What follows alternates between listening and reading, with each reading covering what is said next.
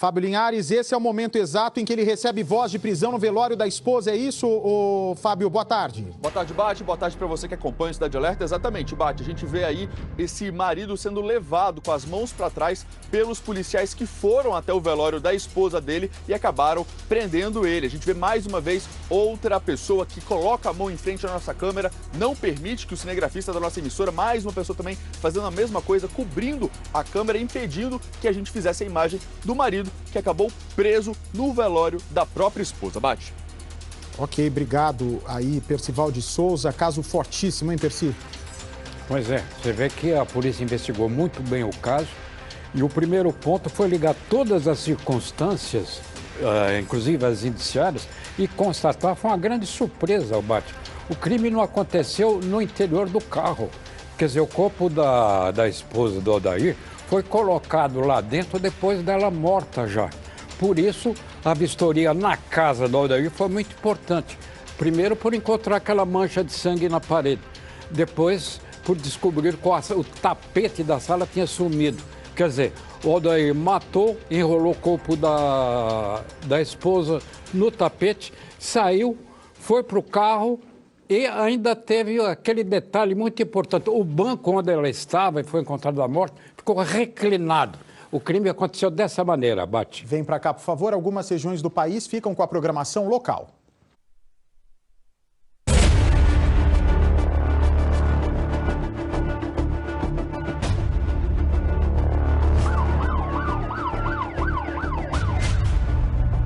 Daí, o que você tem a falar daí em relação ao... Você matou a sua esposa, daí, se defender, daí. Você matou a companheira.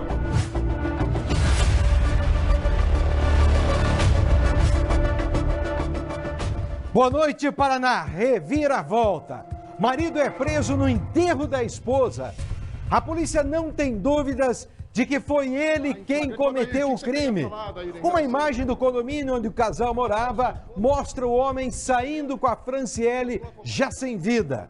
Imaginem, gente. Imagina só. O Lúcio acompanhou toda a movimentação durante o dia. Deixa eu conversar aqui com o Lúcio. Deixa eu conversar aqui com o Lúcio para obter as informações. Lúcio, ontem nós fomos cuidadosos, mas devemos dizer que estávamos extremamente desconfiados. Quando eu te pergunto, calma, quando eu perguntei para você, Lúcio, quando eu perguntei para você sobre a história do luminol, eu fiz a pergunta do luminol, por que a polícia colocou o luminol na casa do homem? Teria indícios de que encontrou sangue. Hoje a polícia disse que o horário da morte da jovem não batia com o horário que ele disse ter encontrado o corpo. Ou seja, as contradições estão pegando e estão colocando o marido como principal suspeito da morte da Franciele. Boa noite, Lúcio. Verdade, Paulo. Boa noite a você e a todos que acompanham o Cidade Alerta Paraná. Na verdade, o Cidade Alerta já sabia desde ontem que ele era o principal suspeito e que ele poderia ter sido, então, matado uma mulher, a Franciele. Agora, detalhe, viu, Paulo? Esse luminol foi fundamental. Por que você perguntou antes de chamar, na sequência, a próxima reportagem? Por que o luminol? Porque havia o tapete na sala e esse tapete sumiu. Um parente falou para a polícia, olha, o tapete que estava aqui sumiu. Nós temos a foto desse tapete, é exclusivo, e também a ação da polícia com luminol. Olha só, Paulo, olha essas imagens. A polícia trabalhando com luminol, reagente. Aqui na tela tá tudo escuro, mas observe, onde tem os pontinhos, a gente sempre falou e nunca mostrou. Pela primeira vez você vê na TV aqui, ó, no Paraná. Olha lá, ó. Ali indica sangue. É claro que a polícia vai cobrir provas, vai conseguir provas para saber se era sangue da Franciele. Mas tem sangue no tapete, o tapete tá lá onde estava o tapete, no sofá, na cortina, em vários cantos. Olha lá quantos pontos luminosos, Paulo. Daqui a pouco a reportagem completa. E olha só, esse detalhe também, ó.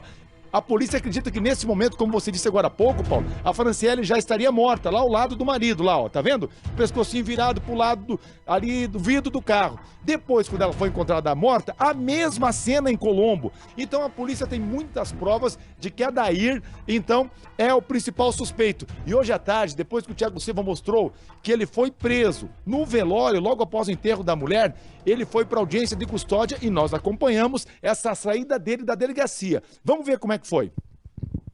Ele tem uma imagem de você no carro com a esposa, estaria morta, segundo a polícia. Eu sou inocente, gente. É inocente?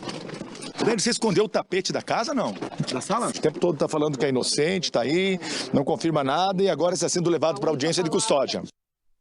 Tá aí, Paulo, então. O rapaz foi para a audiência de custódia, o tempo todo ele negou para os jornalistas de que ele não teria matado a mulher. A polícia tem provas fortes. O advogado diz que também tem provas que inocentam. Esse rapaz aí, o Adair, olha só. Reveja, você que está chegando agora no Cidade Alerta, ele dirigindo, ele ao volante e a mulher do lado. A polícia acredita que ele já estava morto naquele momento. Pois bem, o que nós comentávamos ontem, aqui nos bastidores do Cidade Alerta, se confirmou hoje. Por isso que o nosso Tiagão Silva foi cedo lá, onde Franciele estava sendo velada, e esperou porque nós tínhamos certeza de que ele iria ser preso ainda no velório ou logo após o enterro. E foi exatamente isso que aconteceu. Quer ver? Acompanhe a reportagem.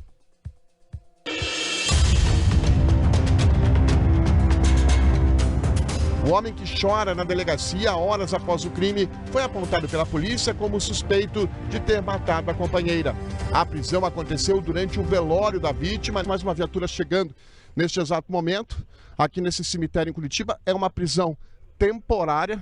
O delegado chegou aqui, os delegados da delegacia do Alto Maracanã chegando aqui no local, né, para fazer a condução do principal suspeito de ter cometido o crime, que vai ser conduzido até a delegacia, né, a sede da delegacia do Alto Maracanã, no município de Colombo, e então por isso o pedido de reforço aqui no local. Durante a prisão de Adair José Lago, familiares tentaram defendê-lo das acusações. A gente peraí, não precisa isso, não precisa encostar em mim, não encosta em mim, não encosta em mim, não encosta em mim, eu não estou encostando em ninguém, dá licença.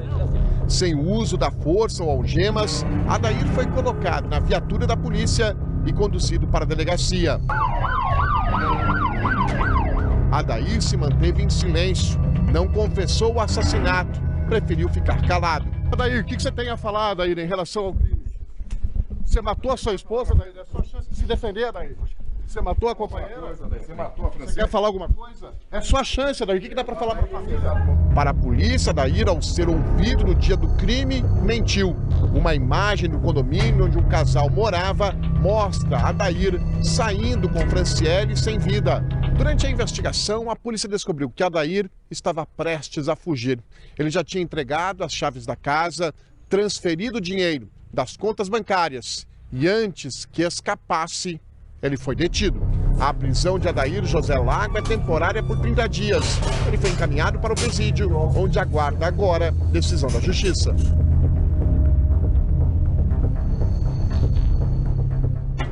Mas, hein, Paulo, 9 anos de casamento, não tinha nenhuma briga, nenhum problema. O Cidade Alerta descobriu coisas hoje que a gente vai contar daqui a pouco na reportagem. Tem imagens exclusivas, tem informações que só nós apuramos durante a tarde. E o que chama atenção para quem está chegando agora, olha essas imagens do meio da tarde, da saída do condomínio então onde vivia o casal, a Franciele. Olha só, aí está o Adair. Note que ao lado está a Franciele. Nós temos fotos também.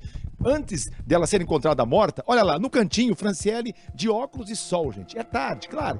Mas olha que ela já está morta, já estava sem vida. E depois a foto que a polícia fez na cena do crime, já em Colombo, no Jardim Guarani, aparece a Franciele da mesma maneira. O que disse a polícia sobre o caso? Mais detalhes, o advogado de defesa do Adair, que está preso, já foi lá para a cadeia pública. E outros detalhes exclusivos, a gente vai divulgar tudo daqui a pouco aqui no Cidade Alerta, viu, Paulo? Ô, produção, vocês têm como destacar essa imagem ali? A do carro e a do corpo? Para você que chega agora, ontem nós mostramos a situação da Franciele, um crime. Ela estava morta dentro do carro. E aí, já nos chamou a atenção e é importante que vocês observem isso. Primeiro, a polícia desconfiou, foi no local do apartamento, lá no imóvel do casal, e encontrou sangue. O luminol indicou isso, a polícia já ficou muito esperta. Depois, câmeras de segurança, aí ó, câmeras de segurança mostram o que, segundo a polícia, seria a Franciele já no carro morta. O marido disse que houve um desencontro. Um foi para o material de construção, outro foi para um supermercado e que aí ele encontrou ela morta. Só que o Instituto Médico Legal observou que o horário que ele disse ter encontrado ela morta não batia, porque o corpo dela já estava morto, ela já estava morta há muitas horas, o que se chama rigidez cadavérica. Então vocês observem as contradições, a rigidez cadavérica, o sangue, não bateu a história de onde eles estavam, no supermercado e no material de construção. E aí, no enterro, hoje, a polícia chegou lá, esperou o enterro e aí prendeu o marido. Prendeu o marido. Ele já estava, vocês vejam que coisa, ele já estava com a advogada. De onde surgiu a advogada? Então já estava imaginando que coisa pior ia acontecer. Como é que ele sabia? Ele sabia o que tinha feito, não é isso? Não estou pré-julgando, estou dizendo com base no que a polícia acredita deste homem. Quem vê cara não vê coração, pode ser mais uma vez. Só que o detalhe, nós temos muitas outras informações que nós vamos te trazer já já. Qual teria sido a motivação desse crime? Será que confirma aquela informação de ontem da existência de um seguro que o Thiago Silva colocou como parte final de sua reportagem? Agora, sabe-se também que ele devia para Deus e mundo. Aliás, devia para a família dele. Tem um outro detalhe. Esse casal teria sido vítima de um suposto sequestro há alguns dias. Será que esse sequestro de fato aconteceu, gente? Agora, até isso eu estou na dúvida.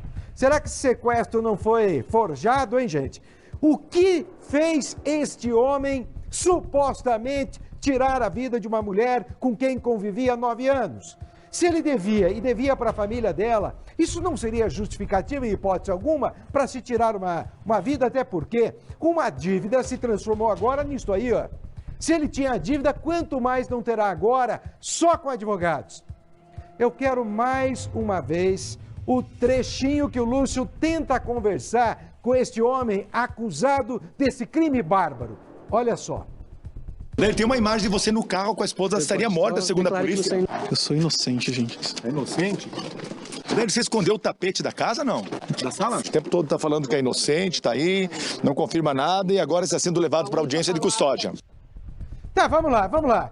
Ele é inocente. Quem é inocente fala a verdade. Eu sempre digo isso, quem é inocente não teme falar a verdade. Porque quem é inocente não vai ter 3, 4, 5 versões. O Lúcio perguntou, a sua esposa estava morta ao seu lado no carro? Se ele está com a verdade, ele pontualmente diz, não, ela não estava morta.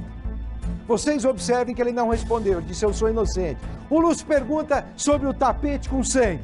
Mais uma vez, ele não responde. Para quem é formado em direito como eu, com quase 30 anos de profissão, eu posso dizer a vocês, seguramente, que se eu sou acusado de um crime e eu não sou culpado, eu vou falar com indignação. Eu vou dizer pelo contrário, eu vou explicar, eu vou dizer, está havendo equívoco monstruoso comigo, eu sou vítima, não tinha sangue no tapete. Se tinha o sangue, eu ia dizer que não era de um ser humano, ia tentar justificar. E mais, eu não ia esconder a cara, não. Para que eu vou esconder a cara se eu sou inocente? Vou aproveitar que a imprensa ali está e de peito aberto desmontar as acusações. Paulo Gomes já está pré-julgando, Paulo Gomes não está pré-julgando. Paulo Gomes está dando o entendimento do delegado, o entendimento da promotoria que pediu a prisão e do juiz que decretou a prisão dele por 30 dias. Não pense que o juiz decretou assim do nada. Já já nós voltamos e se segure, porque temos outras informações quentes e absurdas sobre este caso. Volto a repetir, informações quentes, absurdas e intrigantes sobre este caso. Já voltamos. Aqui. Olha esta aqui. História real, não é história de cinema, não, nem de filme macabro. Uma mulher encontrada morta dentro de um carro. O marido diz que não sabia o que tinha acontecido, que a sua esposa amada simplesmente desapareceu e depois foi encontrada morta. Ocorre que, deixa eu voltar aqui com o Lúcio, ocorre que a polícia farejou que tinha coisa errada, muitas contradições. Lúcio, para quem chega neste momento, pontua para nós as grandes contradições dessa história e por que o marido foi preso no velório da esposa. Paulo, exatamente. Esse crime aconteceu na noite de 31, então agora de maio. Então é muita coisa, foi preso ali logo após o sepultamento, todo mundo aplaudia, ele saía, a polícia acabou encontrando este homem. Agora na reportagem a gente vai explicar todos os detalhes, as contradições, o que diz a polícia e agora material exclusivo, muitas partes dessa reportagem que você passa a acompanhar a partir de agora. Vamos ver.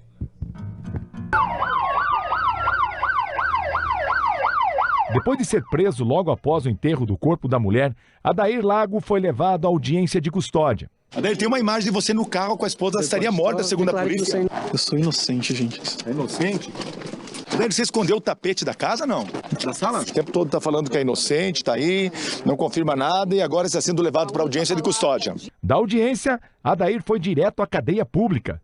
Ele deve ser ouvido pela polícia nos próximos dias. Agora estamos aguardando outras provas, que seria o GPS do veículo, os próprios exames, foi pedido exame de confronto do sangue encontrado no local, na casa, para ver se é o sangue da vítima. E outras imagens, outros testemunhos para a gente fechar certinho, mais o relatório de laudo, ver como é que ela morreu. Eu terminando todos esses lados para poder depois fazer o interrogatório do suspeito. Esta sobrinha de Adair é a advogada que estava no enterro de Franciele. Ela conta que foi até o sepultamento do corpo da tia para dar apoio à família. Nós somos uma família pequena, então estava eu e mais um parente. E aí na hora que o delegado chegou e eu soube, né, eu olhei e verifiquei que ele tinha um mandado de prisão expedido. Eu aguardei ele descer, já conversei com o delegado e já acionei daí a defesa através do Dr. Jefferson, porque minha especialidade não é criminal. A polícia tem provas importantes que colocam Adair na cena do crime. Essas imagens mostram o suspeito ao volante saindo do condomínio onde ele e a mulher moravam. Ainda era fim de tarde de 31 de maio. Note que Franciele está no banco do carona com um óculos de sol. Essa foto da mesma cena mostra que a vítima está com o pescoço inclinado em direção à janela do carro. A polícia acredita que ali, Franciele Gusso já estava sem vida. Essa outra foto, feita pelos investigadores, mostra a vítima horas depois, ainda morta no banco do carona. Repare que ela está na mesma posição em que apareceu no vídeo anterior, ao lado do marido. O veículo foi encontrado pela polícia por volta das 9 da noite, no Jardim Guarani, em Colombo, na região de Curitiba. Com a residência cadavérica, não era de momento aquela a morte, era anterior àquele momento, foi encontrada ali, mais de horas, pode-se dizer assim. O sangue encontrado através do luminol no sofá, na residência. Então os indícios apontam que aconteceu o homicídio ali dentro da residência. A polícia foi até a casa onde Franciele Gusso e Adair Lago moravam, logo após a morte da mulher. Essa imagem exclusiva a qual tivemos acesso confirma que na sala havia um tapete no chão, junto ao sofá. No registro aparece apenas um pedaço da decoração. Logo após a morte de Franciele, este tapete sumiu do cenário. Estas outras imagens exclusivas mostram o trabalho da polícia na sala. Eles aplicam o reagente luminol, que identifica se no local há presença de sangue. Com a luz apagada, dá para ver vários pontinhos luminosos do chão da sala, exatamente onde o tapete estava, no sofá e até nas cortinas.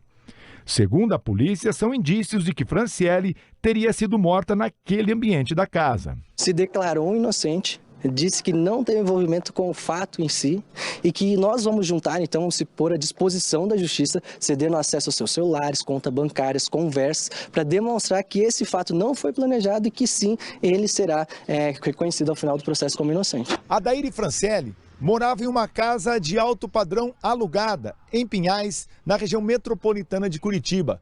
Logo depois da morte da mulher, Adair teria entregue as chaves aos proprietários do imóvel. Segundo a polícia, ele teria feito vários saques de todas as contas bancárias que ele tinha pela região. Nossa equipe apurou que o casal tinha apólices de seguros, que giravam em torno de R$1 milhão. Adair e Franciele eram casados há 9 anos. Segundo parentes, os dois não estavam em crise.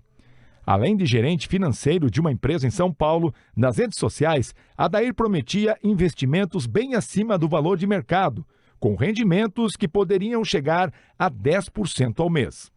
A polícia ainda reúne provas para entender por que Franciele foi morta. Agora estamos aguardando outras provas, que seria o GPS do veículo, os próprios exames, foi pedido exame de confronto do sangue encontrado no local, na casa, para ver se é o sangue da vítima.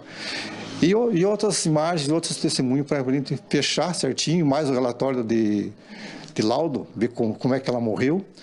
Eu terminando todos esses lados para poder depois fazer o interrogatório do suspeito.